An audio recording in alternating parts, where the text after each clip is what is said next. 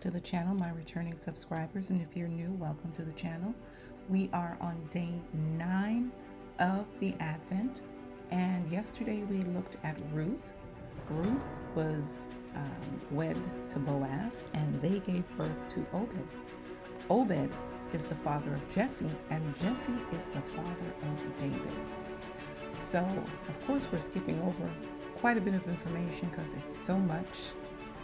But the prophet Samuel was sent by the Lord to go and seek out the next king. And he went to Jesse's house, and the Lord told him that the sons that he saw for Jesse was not who he had chosen. So he turns to the father, and now we come to 1 Samuel,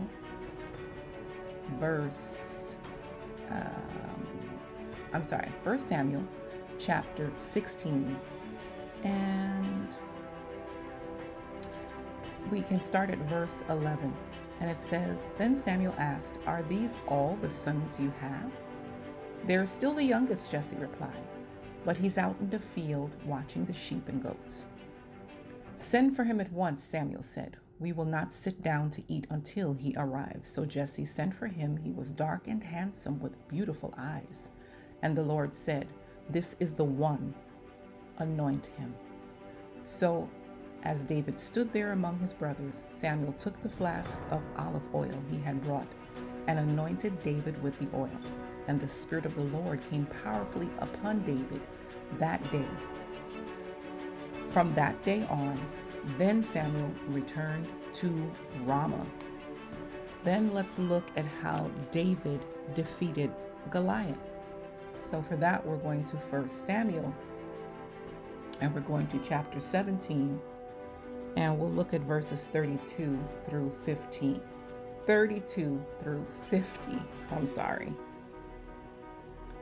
So starting at verse 32, it says, "Don't worry about the Philistine," David told Saul. "I'll go fight him." "Don't be ridiculous," Saul replied. "There's no way you can fight this Philistine and possibly win.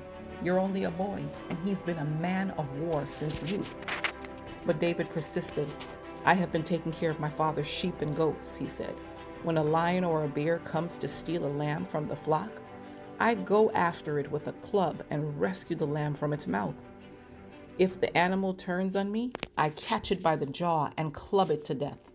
I have done this to both lions and bears, and I'll do it to this pagan Philistine too, for he has defied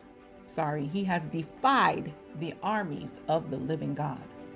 The Lord who rescued me from the claws of the lion and the bear will rescue me from this Philistine." Saul finally consented. "All right, go ahead," he said, "and may the Lord be with you." Then Saul gave David his own armor, a bronze helmet, and a coat of mail. David put it on, strapped the sword over it, and took a step or two to see what it was like, for he had never worn such things before. "I can't go in these," he protested to Saul. "I'm not used to them." So David took them off again. He picked up 5 smooth stones from a stream and put them into his shepherd's bag. Then, armed only with his shepherd's staff and sling, he started across the valley to fight the Philistine.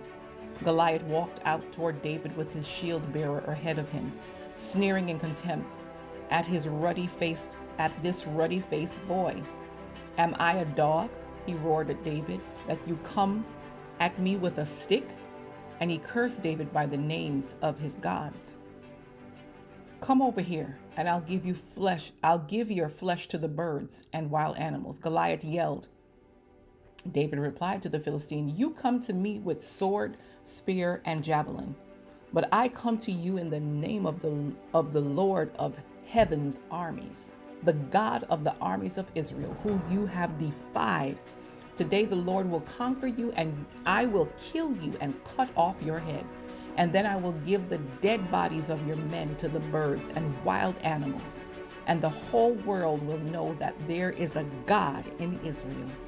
And everyone assembled here will know that the Lord rescues his people, but not with sword and spear. This is the Lord's battle, and he will give you to us." As Goliath moved closer to attack, David quickly ran out to meet him. Reaching into his shepherd's bag and taking out a stone, he hurled it with his sling and hit the Philistine in the forehead. The stone sank in, and Goliath stumbled and fell face down. So David triumphed over the Philistine with only a sling and a stone, for he had no sword. This is how David defeated Goliath. And let's look at how, lastly, when David is made king.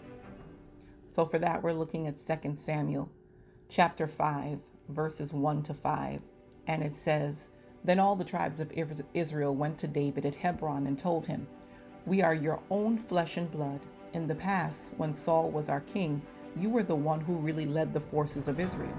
And the Lord told you, You will be the shepherd of my people, Israel. You will be Israel's leader. So then at Hebron, King David made a covenant before the Lord with all the elders of Israel, and they anointed him king of Israel. David was 30 years old when he began to reign, and he reigned 40 years in all. He had reigned over Judah from Hebron for 7 years and 6 months, and from Jerusalem he reigned over all Israel and Judah for 33 years. And this is David, King David, who is in the lineage of Jesus. That is it for my day 9 Advent. I hope you enjoyed it. Go ahead, give it a thumbs up if you did. And if you're new to the channel, I hope you consider subscribing and hitting that notification bell. That way you don't miss my next video. Thanks for joining me today. Be blessed, everyone. Bye-bye.